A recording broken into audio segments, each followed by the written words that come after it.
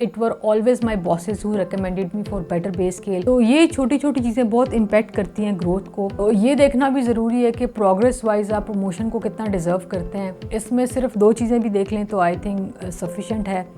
एक ये कि आपने स्किल कितना इम्प्रूव किया है, सेकेंडली आपने अपनी पर्सनैलिटी को कितना इम्प्रूव किया है, कि ऐसा क्या हुआ जिसकी वजह से आपका, आपके बॉस का या आप दोनों का कॉन्फिडेंस लूज़ हो गया। जॉब में ग्रोथ नहीं हो रही, प्रमोशन नहीं हो रही, इसके क्या रीज़न्स होते हैं, आप क्या मिस्टेक्स कर रहे हैं और क्या सॉल्यूशंस हैं। आज की वीडियो में हम इन सब के बारे में बात करेंगे।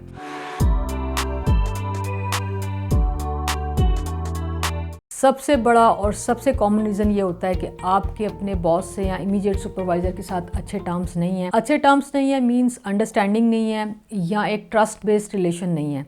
वेल, क्यों नहीं है? I think this is something that you can answer the best.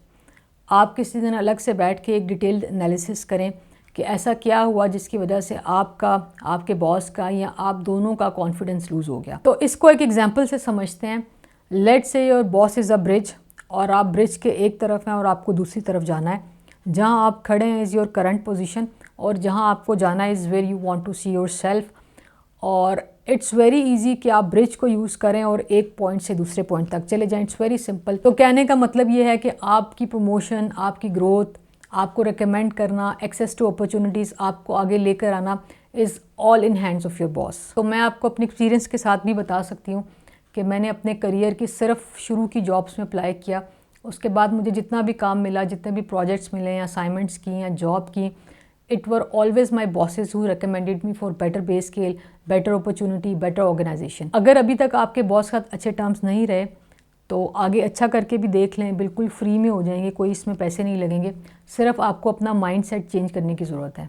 Second भी इसी से रिलेटेड है और वो ये है कि आप अपने बॉस को बाईपास कर रहे हैं इंटेंशनली या अनइंटेंशनली। जब भी सीनियर मैनेजमेंट से या हायर मैनेजमेंट से इंटरेक्ट करते हैं या कोई कम्युनिकेशन करते हैं तो अपने बॉस को कॉपी नहीं करते या इन्फॉर्म नहीं करते। दूसरा ये कि जो काम आपके बॉस ने आपसे लेके ऊपर सबमिट करना है, जब भी अपॉर्चुनिटी मिलती है वो काम आप खुद से ही सबमिट कर देते हैं without information to your boss या without copy to your boss. तो अगर आप ऐसा करते रहे हैं पास्ट में, इसको थोड़ा चेंज करने की ज़रूरत है। अगर आपको सीनियर मैनेजमेंट के साथ कोई इंटरेक्शन करना भी है या कम्युनिकेशन है भी आपकी, तो always move in confidence with your boss. आप इनफॉर्मली उनसे ज़रूर डिस्कस करें, उनको अपडेट करें, क्योंकि आप और आपके बॉस एक टीम है। Third most common reason is office politics. इधर की बात उधर करना, एक एम्प्लॉय की प्रोग्रेस को दूसरे एम्प्लॉय के साथ डिस्कस करना, मैनेजमेंट के डिसीजंस को बाकी लोगों के साथ मिलकर क्रिटिसाइज़ करना, अपने बॉस की वीकनेसेस को एक्सपोज करना। This can put you in a very vulnerable position, क्योंकि अब कोई भी कुछ भी किसी से भी कह सकता है आपके बारे में and people will believe that. और ये ऑफिस पॉलिटिक्स ग्रोथ को बहुत ज़्यादा इम्पैक्ट करती है बियॉन्ड वंस इमेजिनेशन। तो देखें, जिसने आगे बढ़ना होता है वो काम पे फोकस करते हैं। आप भी काम पे फोकस्ड रहें। बहुत जल्द आपका यही इमेज बन जाएगा ऑफिस में। गॉसिपिंग को अवॉइड करें। अगर आपको लगता है आपके पास फ्री टाइम है तो कोई स्किल लर्न कर लें, न्यूज़ पढ़ लें या ऑफिस के किसी काम को इम्प्रूव कर लें। ट्रस्टवर्दी कौन होता है जिस पे आप रिलाई कर सकें? तो आप भी ऐसे बनें कि आपके बॉस आप पे रिलाई कर सकें, आप पे लीन कर सकें। मतलब ये कि जो भी टास्क या असाइनमेंट आपके बॉस ने आपको असाइन की है, आप उसको रिस्पॉन्सिबली टाइम पे कंप्लीट करें। मैं काफ़ी हैरान हूँ यंग लोगों पे या वो लोग जो अपने करियर के बिल्कुल शुरू के फेज़ में हैं एंड विदाउट रीज़न वो ऑफिस से ऑफ ले रहे होते हैं, या जिस दिन क्लाइंट मीटिंग है या इंपॉर्टेंट इवेंट है उनके घर पे कोई बीमार हो जाता है, इंपॉर्टेंट इवेंट्स वो आराम से मिस कर देते हैं। प्रेजेंटेशन में there is a group of 20 people and you are not able to open your file. तो ये छोटी छोटी चीज़ें बहुत इम्पैक्ट करती हैं ग्रोथ को। इट सेज कि शायद you are not ready to move to the next level. तो इन छोटी छोटी मिस्टेक्स का या केयरलेस एटीट्यूड का बहुत ज़्यादा ख्याल करें, क्योंकि जैसे जैसे आप हायरार्की में ऊपर मूव करते हैं, कंपनीज़ को एक बहुत ट्रस्टवर्दी रिसोर्स चाहिए होता है, as they want to be really sure कि जो भी काम वो असाइन करें वो रिस्पॉन्सिबली टाइम पे कंप्लीट हो। मैं एक छोटी सी एग्जांपल ज़रूर कोट करूँगी।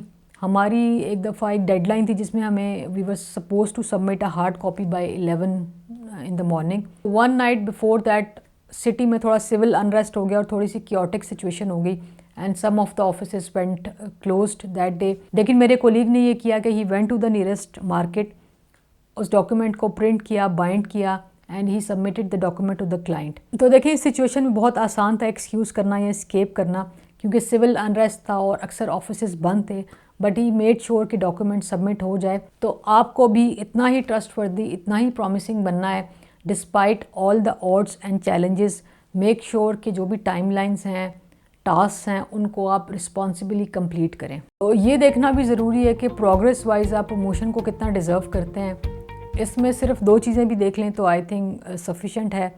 एक ये कि आपने स्किल कितना इम्प्रूव किया है, सेकेंडली आपने अपनी पर्सनैलिटी को कितना इम्प्रूव किया है। ये कैसे पता चलेगा? बहुत आसान है।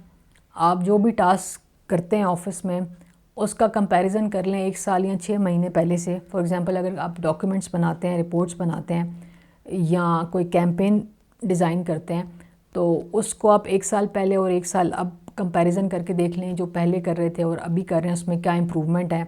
या अगर आप क्लाइंट मीटिंग्स करते हैं या सेल्स मीटिंग्स करते हैं तो पहले और अब में क्या डिफरेंस है। क्या पहले कुछ क्वेश्चंस होते थे जो आप जिनको आंसर नहीं कर सकते थे, या पहले आप कंपनी या प्रोडक्ट के बारे में इतने वेल इन्फॉर्म्ड नहीं थे जितने आज हैं। तो ट्राई टू फिगर आउट कि आपने कितना इम्प्रूव किया है। दूसरा, आप अपनी पर्सनैलिटी को थोड़ा असेस कर लें कि पहले आप मीटिंग्स में किस तरह पार्टिसिपेट करते थे, आपकी अपीयरेंस, आपकी लैंग्वेज, आपकी वैल्यू एडिशन, आपका एनालिसिस, आपकी थिंकिंग, आपकी नॉलेज कितनी एक्सपैंड हुई है। तो अगर तो आपको खुद ही नहीं लग रहा कि मैंने 1 साल में कोई इम्प्रूवमेंट की है तो फिर आप ग्रोथ और प्रमोशन एक्सपेक्ट नहीं कर सकते। इसका सोल्यूशन ये है कि आप इम्प्रूवमेंट स्टार्ट करें, चाहे 1% से ही स्टार्ट करें, और जब आप एनालिसिस करें तो अपने लिए पॉइंट्स बना लें कि किस तरह से आप अपने आप को इम्प्रूव कर सकते हैं। और you can start it from today, it's never too late. एक और पॉसिबल रीज़न ये हो सकता है कि आपका करियर ग्रोथ और कंपनी का future they are moving in the opposite directions. अक्सर ऐसा हो जाता है जब आपने कंपनी ज्वाइन की थी बहुत ज़्यादा मैच हो रहा था, बट ओवर द टाइम या ओवर सम टाइम कंपनी ने अपना विजन या अपनी स्ट्रेटजी थोड़ी चेंज कर ली और अब आपके स्किल्स शायद फ्यूचर में कहीं जाके कंपनी की ग्रोथ को मैच नहीं करते। फॉर एग्जांपल आपको वीडियोग्राफी बहुत अच्छी आती है and company is shifting it's focus on animations now. इसका सोल्यूशन ये है कि आप न्यू स्किल्स को अडॉप्ट करें, लर्न करें, ताकि आपका करियर और कंपनी का फ्यूचर अलाइन हो जाए। और दूसरा इसका सोल्यूशन ये है कि you should switch your job immediately. अगर इनमें से कोई रीज़न नहीं है तो इसका मतलब है कंपनी डजंट नीड यू।